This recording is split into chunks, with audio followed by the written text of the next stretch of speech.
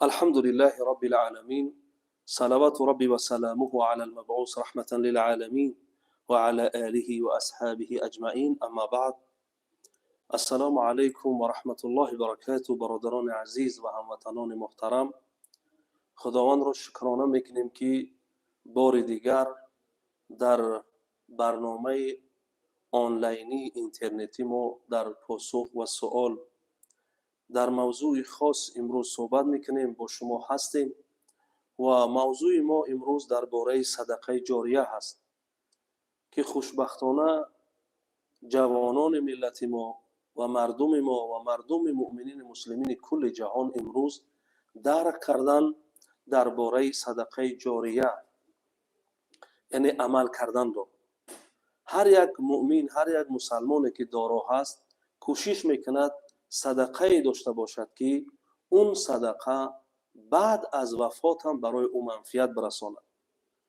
البته این از فهم و درک مؤمنین هست که با اون اعمال میخواهند چنگ بزنند که پیش خدا زیادتر ثواب و پاداش داشته باشد.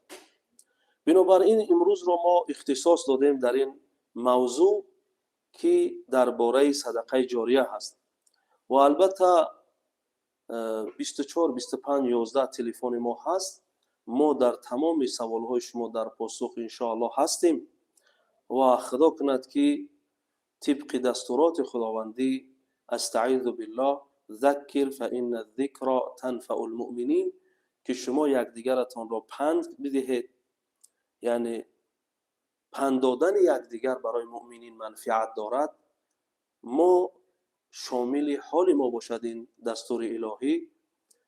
بنابراین برادران عزیز، از معلم دین محمد مصطفی صلی الله علیه و سلم سر کرده تمام شاگردان او، صحابه کرام، ائمه دین و بزرگان من و شما درباره صدقه جاریه صحبت های زیادی داشتند.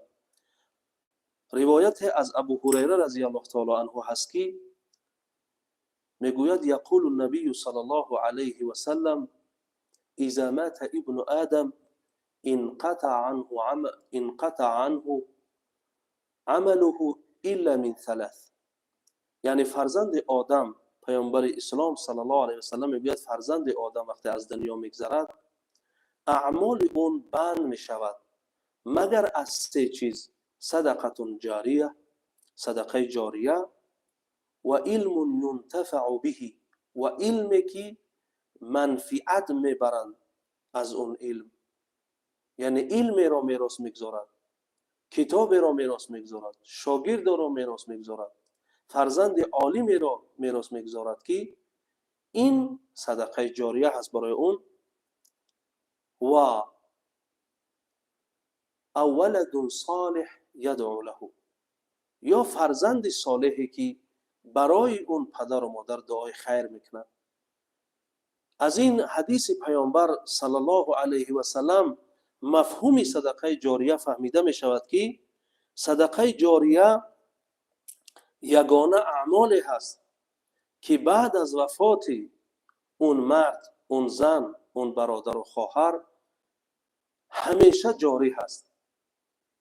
بعد از این که انسان از دنیا میگذرد ثواب اون جاری هست و تا روزی که اون عملی رو که اون با عنوان صدقه جاریه انجام داده است. بنابراین برادران عزیز، در باب صدقه احادیث های خیلی زیادی داریم. حتی پیامبر خدا صلی الله علیه و سلم میگوید که وقتی بنده مؤمن از کسب حلال صدقه میکند، الله تعالی او را با دست راستش، بیمینهی، با دست راستش قبول میکند و یربیها، و اون را تربیت میکند حتی مثل کوه برای اون آخرت اون سرمایه میکند. بنابراین برادران عزیز و خواهران محترم، امروز ما درباره این گونه ثواب، این گونه اعمال صحبت میکنیم که پاداش خیلی زیادی دارد. مثال ها و زیاده هست که ما رسمی روز محشر را کشیدیم، برای مردم گفتیم و پیامبر خدا گفت، صحابگان گفتن، تابعین گفتن، ائمه دین همه رساندن که قرآن میگوید که یوم یجعل الولدان شیبا، روز قیامت روزی هست که از سختی اون روز سر کودکان سفید می شود و در اون روز بسیار گرما هست. مردم همه در انتظار و حساب کتاب هستند، اما پیامبر خدا از این عذاب دور هستند.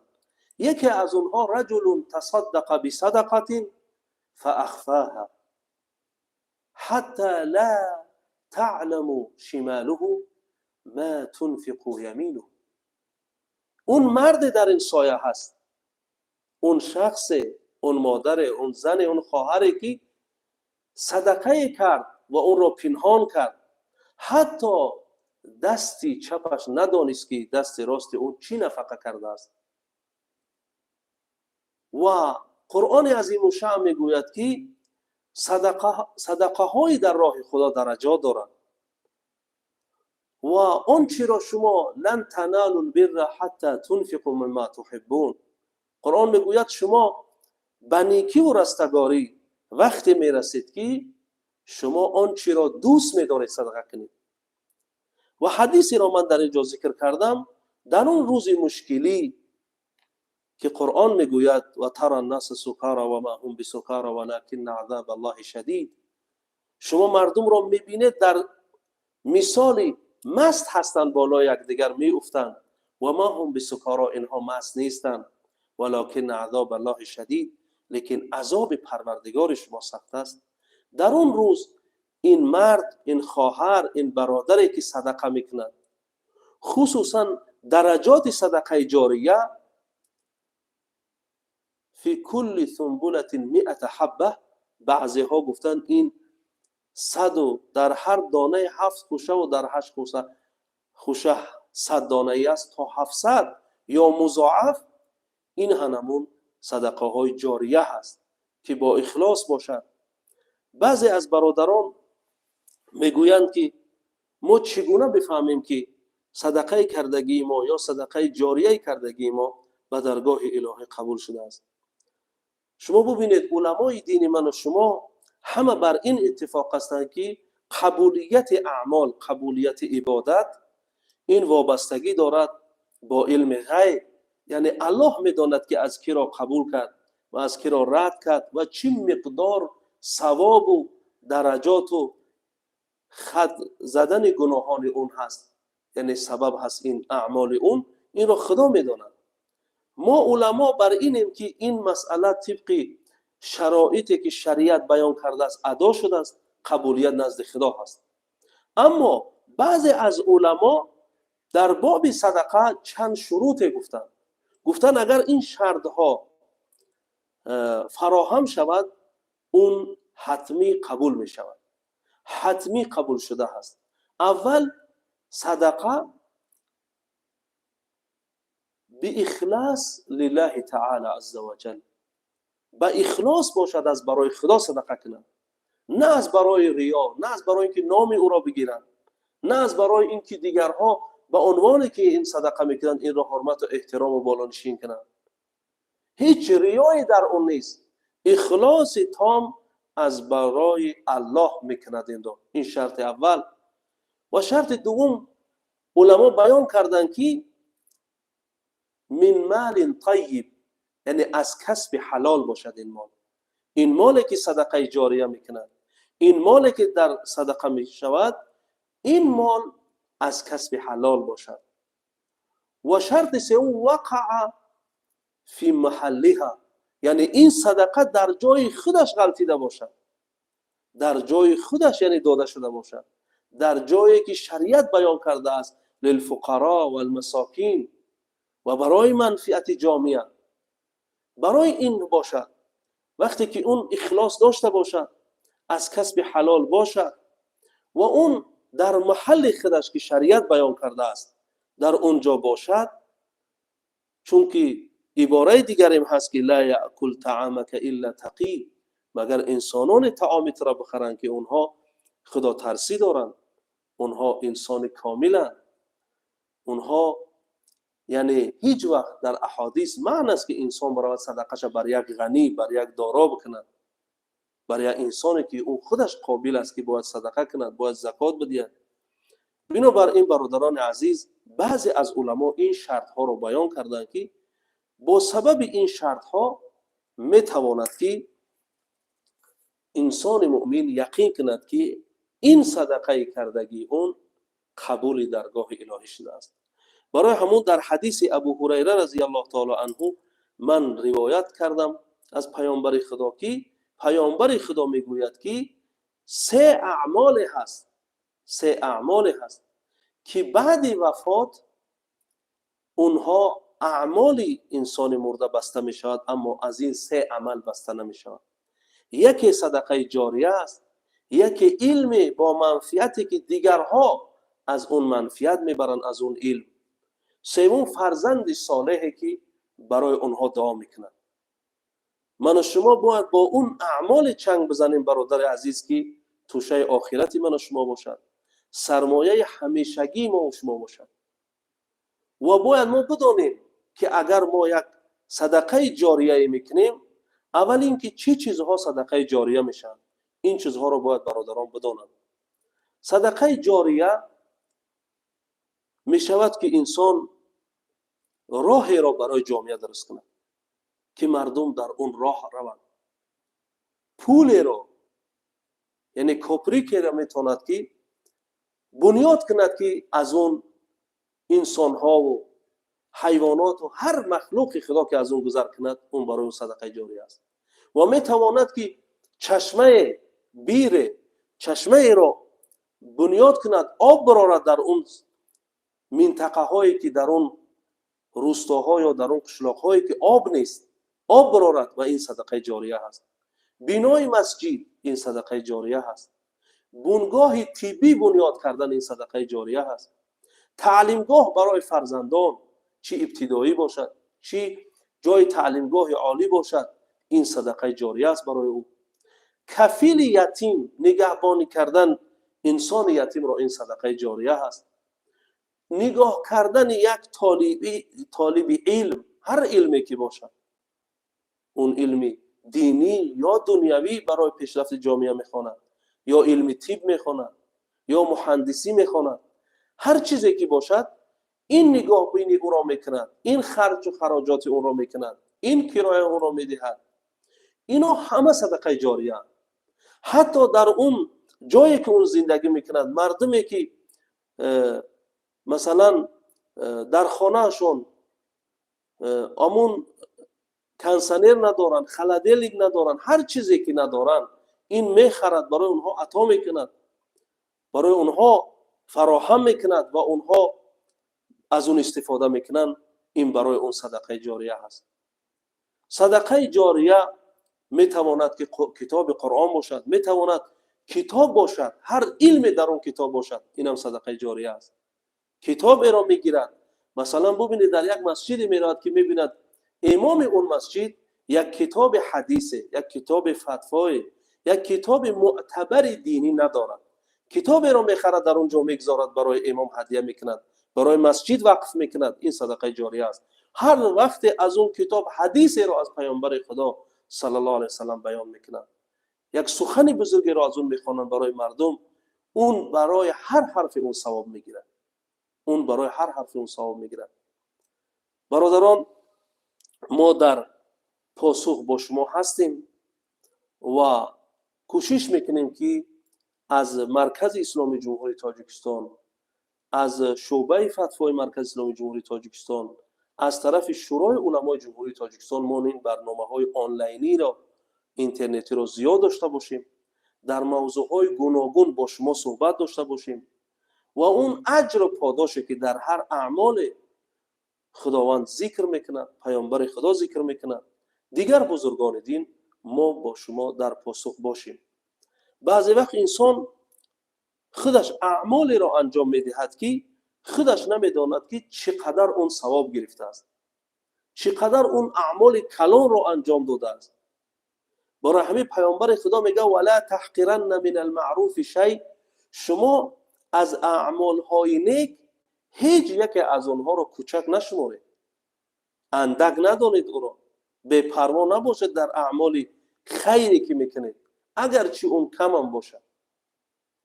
بنابراین برادران عزیز، شما ببینید انسانی هست که دستگیری میکند یک یتیمی را، میارد اون یتیم را نگاهبین میکند، به وایه میرساند، در دانشگاهی طبی اون را داخل میکند، اون یتیم در اونجا میخواند. بعد از اینکه یک انسان کاردان میشود، یک طبیبی بزرگ میشود، دیپلم خودش را به دست میارد، در کار میرود. وقتی اون به کار میرود، برادران عزیز، در اون جایی که اون کار میکند،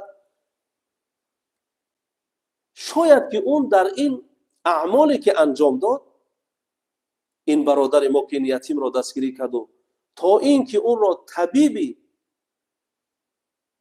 کاردان کرد، در بیمارخانه آورد، اون را به کار ماند، اون شاید در زندگیش ده ها هزار بیمار را جراحت کند.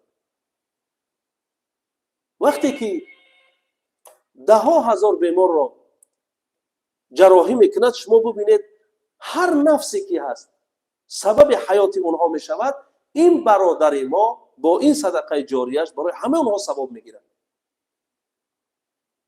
من درباره این قرآن میگوید که من احیاها فکأنما احیا الناس جمیعا، یعنی سبب شود که یک نفس را، حیاتش را اگر حفظ کند، گویا کل مردم را حیاتش را حفظ کرده است. این دستور قرآن هست. برای همون صدقه های جاری برادران عزیز، خواهران محترم، به نهایت اجر و پاداش زیادی دارد، خصوصا کمک کردن برای انسان هایی که در جاده علم هستند. کتاب پیشنهاد می شود، کرایه اونها داده می شود، مکتب اونها پرداخت می شود، یعنی ادوات و قلم و دفتر اونها خریده می شود. اینا صدقه های جاریه می شوند که بسیار سرمایه بزرگ برای انسان صدقه کن نوشته می شود نزد خداوند. و ما دعا میکنیم که الله تعالی هر یک من شما را قدرت عطا کند که همین کارها را انجام بدهیم. برادران در تماس بودن، من چون که میخواستم همین صحبت رو به انتها برسانم و البته در پاسخ با شما هستیم، در تماس شوند ما در پاسخ با برادران هستیم. صدقه جاریه شما ببینید صدقه ای است که ثواب اون بعد از مرگ بسته نمیشه. چه انسان برای خودش میکند، چه برای همسر و فرزندانش یک جایی میکند، چه برای پدر و مادرش مشترک میکند، یک راه رو میسازد، یک بنگاه طبی میسازد، یک مکتب میسازد، یک مسجد میسازد. هر چیزی که میسازد میتواند که همه اینها را شریک کند، میتواند که همه اینها در اجر و پاداش با اون شریک باشد. و الله تعالی از فضل خودش هیچ یک اینها را بینوا نمیگذارد. و بسیار انسان ها می اندیشند و می دانند که ما قبرهایی داریم که زیاده از 5000 سال شد در زیر قبر.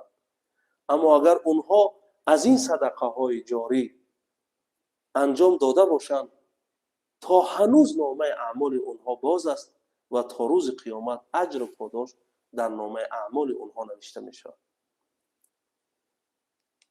و برادرانی که میخواهند در تماس باشند، مرحمت ما وقت میگذاریم برای اونها و فکر میکنم وقتی ما زیاد است که ما در تماس در پاسخ با اونها باشیم. و صدقه جاریه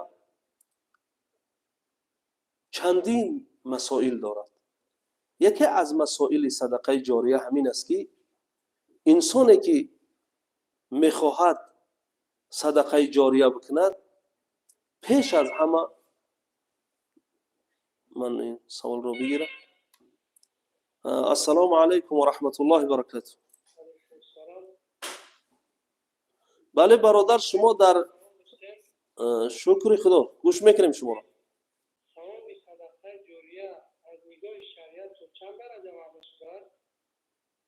بله سلامت باشید. باز یکم ثواب دیگر. سلامت باشید. ما در پاسخ با شما هستیم. برادران عزیز، همیشه انسان فکر میکند که اعمالی را انجام بده درجه اون را بفهمد. البته شما ببینید درجه صدقه جاریه از این فضل و کمالش بلندتر است که من و شما فکر میکنیم. شریعت میگوید این صدقه جاریه صدقه هست که بعدی مردن انسان همیشه جاری است، ثوابش میره. و بعضی ها بر این عقیده هستند که همون مثالی که انسان صدقه میکند در آیت قرآن که حبت انبتت سبع سنابل، مثل دانه‌ای که در زمین میگذارد و اون دانه 7 خوشه میگیرد و هر خوشه 100 دانه‌ای دارد، 700 ثواب یا مضاعف. شما میتوانید که همون را به درجه بگردانید، یعنی از 7 تا 70 و از 70 تا 700 درجه دارد. اما درجه های صدقه ها طبق احادیث گوناگونند. مثلا صدقه ای که سیر می شود از همه پنهان، اون ببینید درجهش کجا است؟ در زیر سایه عرش الهی است که روزی که هیچ کس سایه ندارد در اون عرش. و قرآن میگوید مما تحبون، و صدقه ای که اون را تو دوست میداری اون رو میکنی، اون ثوابش علاهیده است. و اونی که بی ریا میکنی اونش علاهیده است. و اونی که از کسب حلال هست خداوند را با دست راستش در حدیث میگیرد و تربیتش میکند، مثل کوه برای تو سرمایه میکند. و البته جواب این برادر این هست که اون وعده که برای صدقه جاریه هست میتواند از 7 تا 70، از 70 تا 700 و مضاعف درجات زیاد داشته باشد.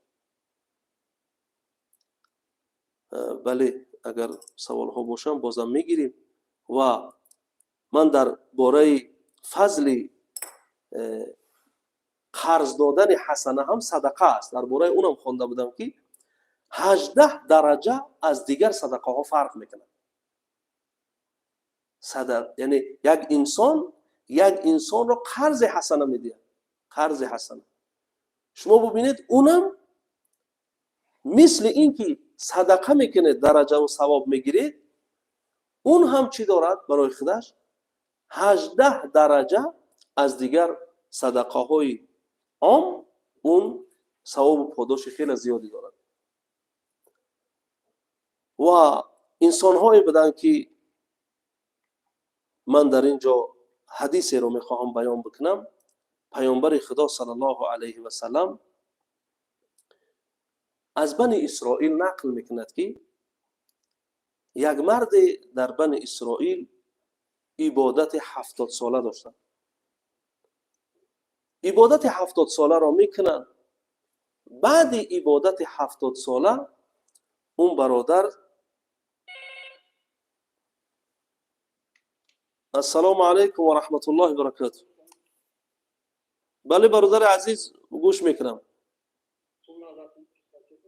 شکر خدا، الحمدلله ما خوبیم.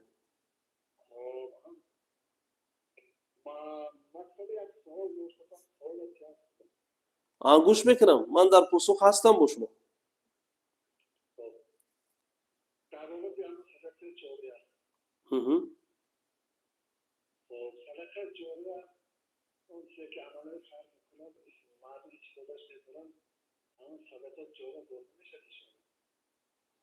بله بله، سلامت باش.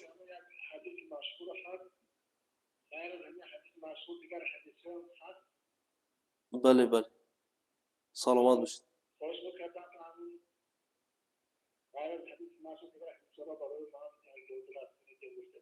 سلامت باشید، سلامت باشید. این برادر عزیز سوال میکند که انسان صدقه میکند که منفعت اون عام است، یعنی عامه مردم رو استفاده میکند. مثلا یک انسان در یک جا یک آب میبرارد و عنوان مثال که مردم از اونجا آب بگیرند، اون هر کسی میگیره. حدیث ها در این باره خیلی زیاده و ما از اول برنامه داریم همین میگیم که بسیاری صدقه های جاریه همی است که منفعت جامعه به اون وابستگی دارد.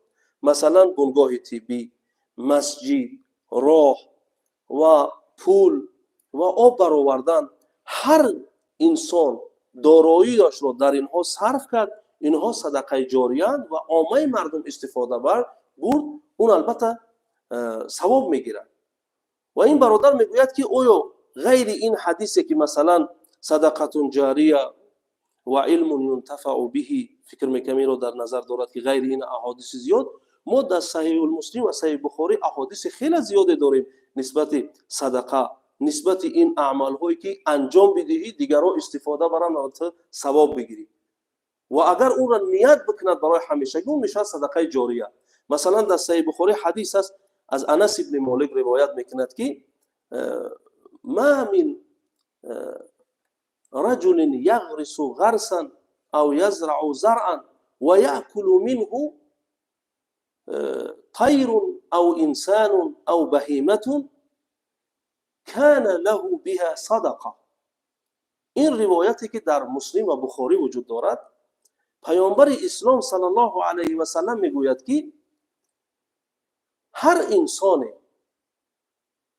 درختی را میشناند یا یک مزرعه یک چیزی را زراعت میکند، از اینکه مردم از اون استفاده بکنن، یا او را پرنده میخورد یا او را انسان میخورد یا او را حیوان میخورد، این برای اون صدقه است.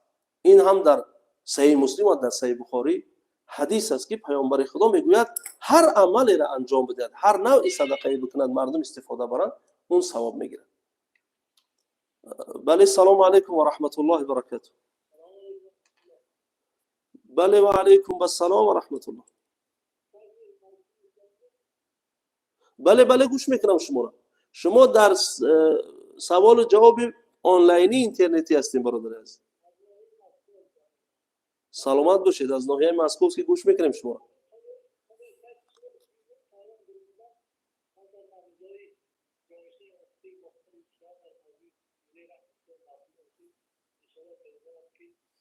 سلامت باشید.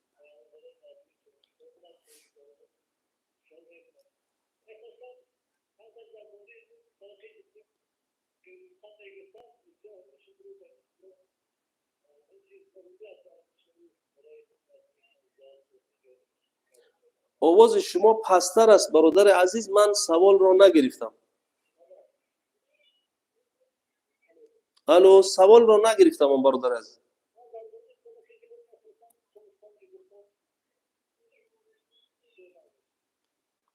درباره صدقه جاریه چند سخن ما بگید. سلامت باشید. سلامت باشید. این برادر عزیز از ناحیه مسکو که در تماس است میگه که درباره صدقه جاریه که همین روز شب میگه این از مسائل مبرم روز است. میگه چند صحبت میکردن، البته صحبت ما درباره صدقه جاریه است. بله، سلام علیکم و رحمت الله و برکاته. بله گوش میکنم برادر عزیز. بله شکر خدا. شما از شما پرسیم. شما سلامت باشید. مرحبا. ماشاءالله سلامت باشید.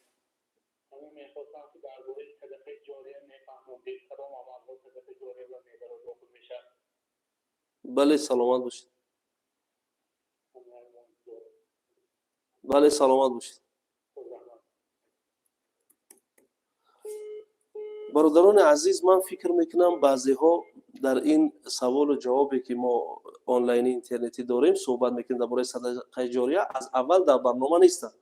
بعدا میدونن میپرسن اون چیزی که ما در اون باره صحبت کردیم گذاشتیم، یعنی صدقه جاریه با کدام اعمال ها میشود. صدقه جاریه گفتیم که میشود که انسان مالش را راه بسازد، برای جایی که آب نیست آب بیرون بیارد، در جایی که پول نیست که مردم گذرگاه کنند در اونجا پول میسازد، بنگاه طبی میسازد، مکتب میسازد، و یا اینکه در همون روستایی که زندگی میکنند مردم مسکین و فقیر هستند که در گرمای تابستان بعضی چیزا حفظ کردن برای اونها خلدلینگ میخرد، کانسنر میخرد، همه اینها صدقه جاریه میشن. بله، سلام علیکم و رحمت الله و برکاته. و علیکم السلام و رحمت الله. شکر خدا، گوش میکنیم شما. بله گوش میکنیم.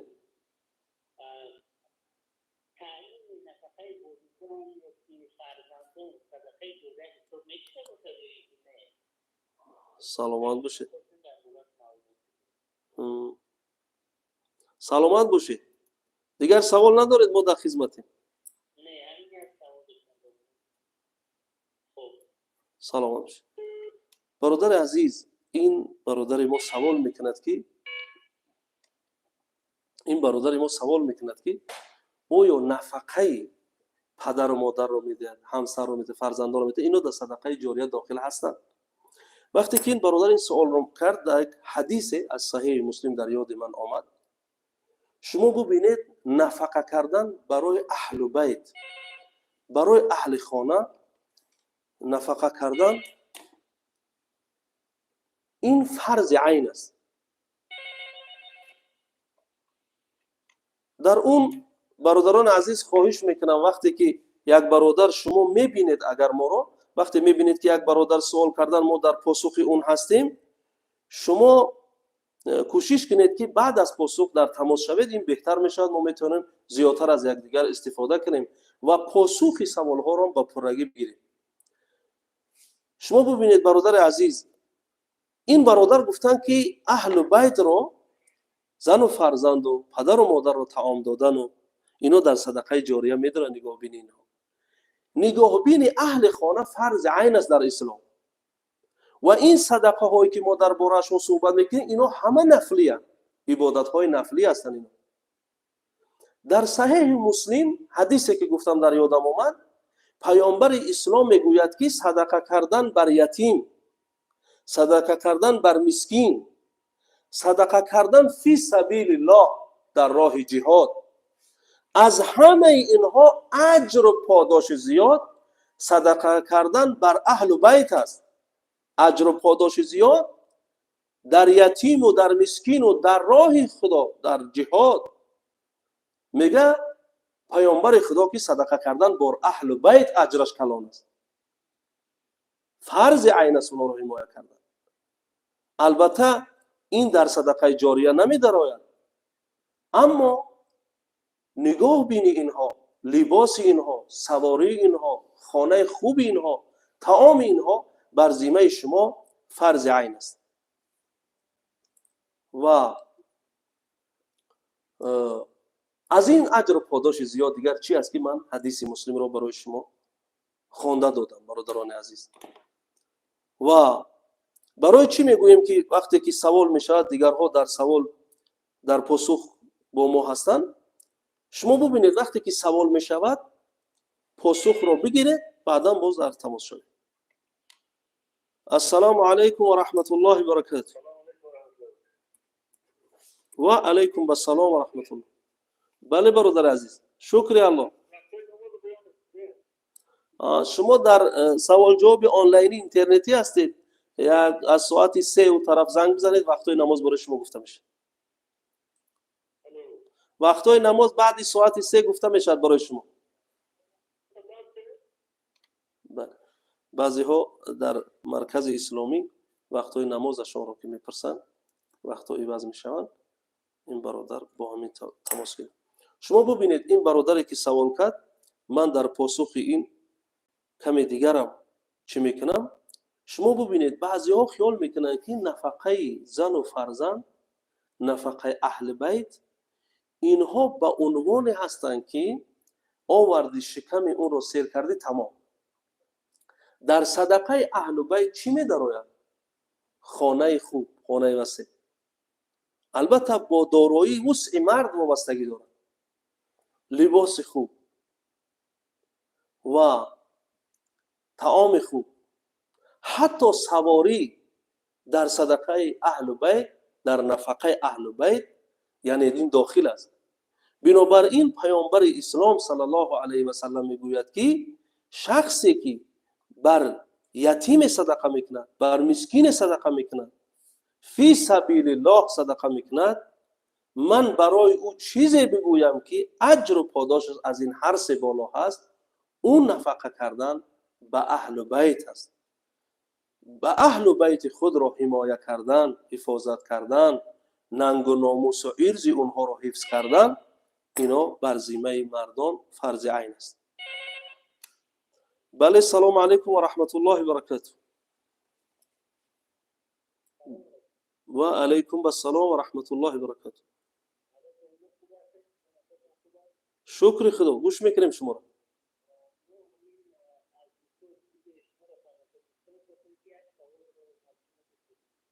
بله گوش میکنم.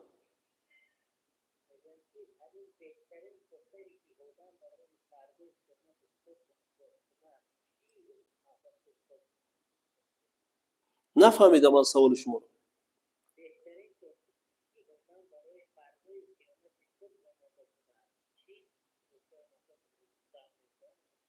سلامت باشید. سلامت باشید. شما ببینید این برادر عزیز سوال میکرد که بهترین توفه‌ای که برای فردای قیامت خود انسان سرمایه میکند اون چی چیز است؟ من در یک جمله میتوانم بگویم که اون رضامندی خدا هست. کسی رضامندی خدا رو برای آخرت خودش سرمایه میکند، اون در حساب و کتاب، اون در صراط، اون در میزان، اون در جنت، در همه جا کامیاب است. اون فلاح را به دست آورده است. اما اون که رضامندی خدا را به دست میارد، اسباب اون زیاد است. تو میتوانی که اون را با انجام دادن تمام فریضه الهی که آنچه بر ذمه فرض است انجام بدی، به دست بیاری. تو میتوانی که در بر والدین، پدر و مادرت را اینقدر خوش، اینقدر نگاه بداری که با اون به دست بیاری. این سرمایه رضامندی خدا است. بله، سلام علیکم و رحمت الله و برکاته. بله برادر عزیز گوش میکنم. برادر عزیز شما در سوال جواب آنلاینی اینترنتی هستین تا ساعت 3. بعد ساعت 3 در تماس شوید، ما شما را میگوییم. این همون برادر بود. اسباب رضامندی خداوند خیلی زیاد است. ببینید یکی از اونها میتواند که همین صدقه جاریه باشد. همچنانه که من در بالا گفتم گذاشتم، یک یتیمی رو میارد اون طبیب میکنه، میارد اون عالم علم دیگری میکنه، میارد اون رو عالم دین میکنه که مردم رو امر معروف کنه، نهی عن المنکر کنه.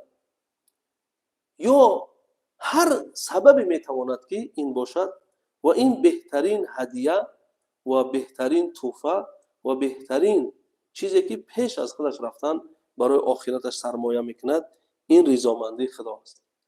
و حضرت عمر رضی الله تعالی عنه روزی که وفات میکنند، یک صحابی حضرت عمر رضی الله تعالی عنه را در خواب میبیند.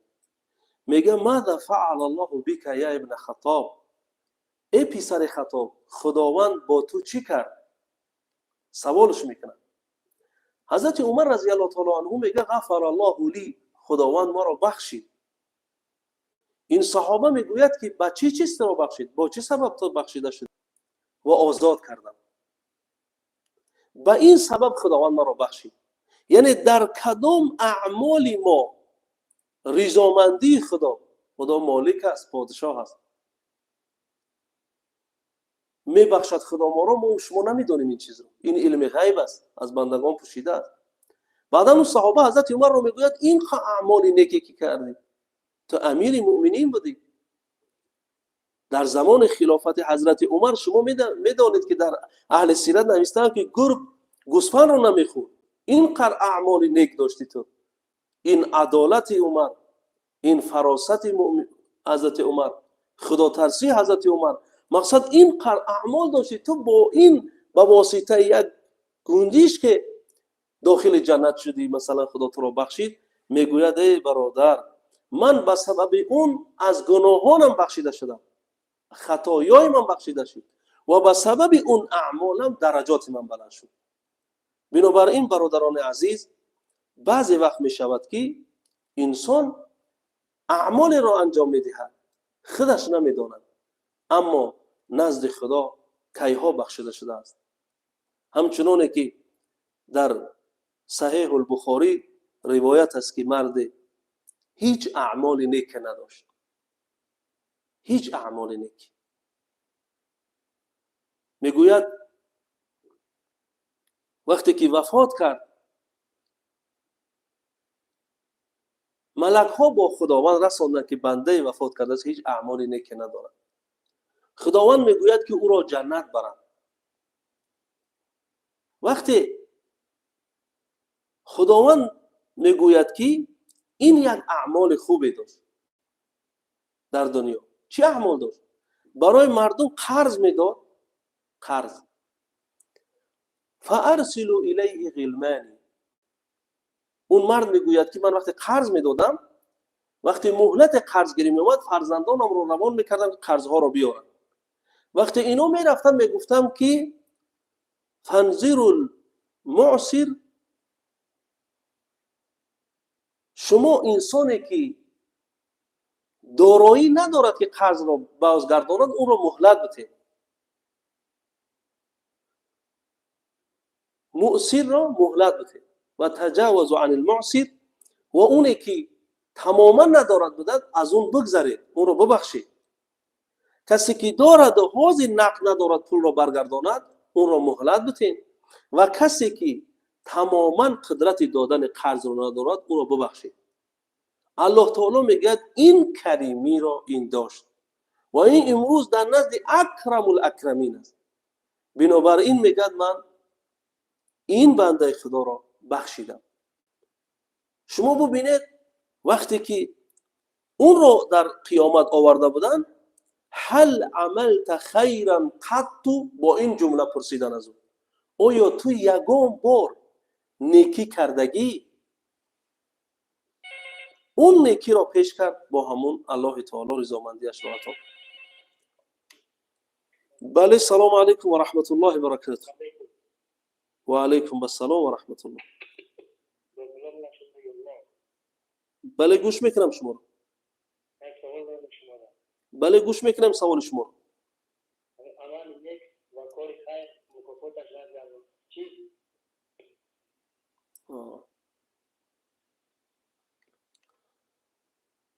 برادر عزیز من سوال میکند که اعمال نیک، شما ببینید من امروز دو اشاره میکنم، برادران این را با خود بگیرن. اول اینکه ما باید سوال که میکنیم، سوال باید شفاف باشد، پرمضمون باشد، با منفعت باشد.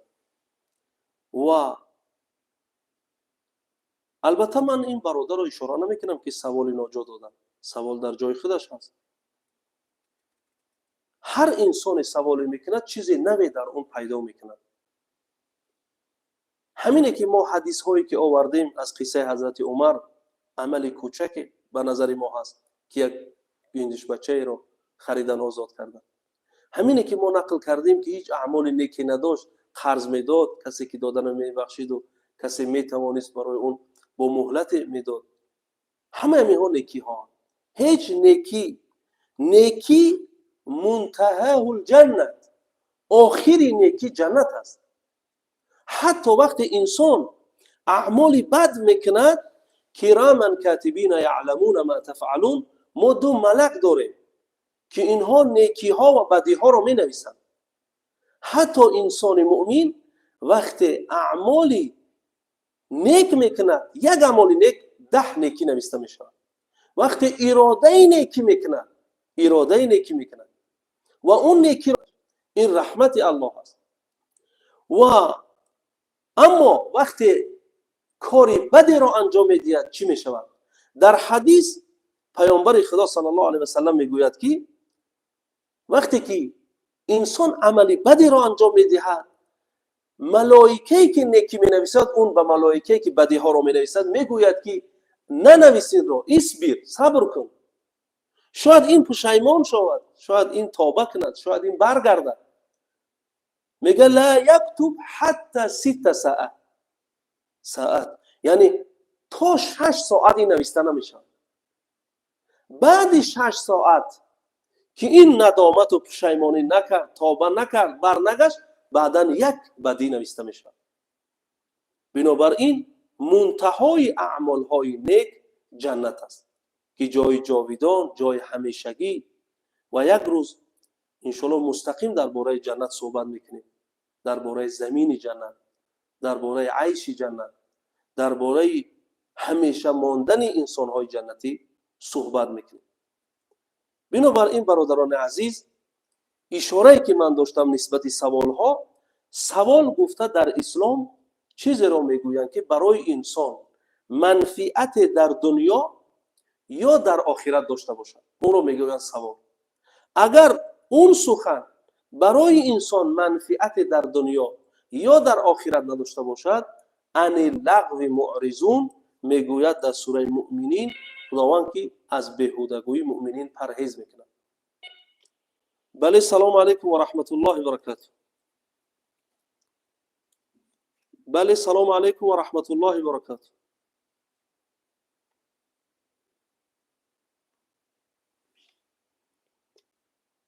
در سوره مؤمنین 10 صفت مؤمنان را که بیان میکند، یکی از اونها این است که مؤمنین از بیهودگویی پرهیز میکنند. بسیاری برادران هستند که مقصد کوشش میکنن که در همون برنامه شرکت کنن، کوشش میکنن که زنگ بزنن، کوشش میکنن که صدای خودشون در همون داشته باشن.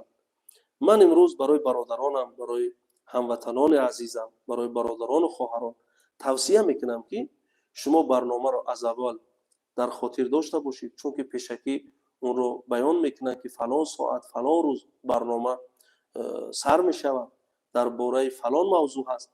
در اون موضوع چیزهایی که شما نمیفهمید اونها رو بنویسید، سوالهایی باشند که برای منفعت خود شما باشد، برای منفعت جامعه باشد، و سوالهایی باشد که نفع در دنیا و در آخرت داشته باشد.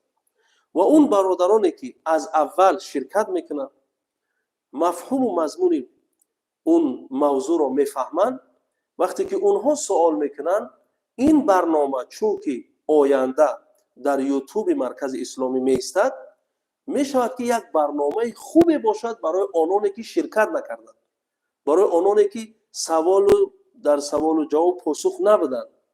برای اونها میشود که یک موضوع خوبی باشد و اونها چیزی از این موضوع من و شما داشته باشند.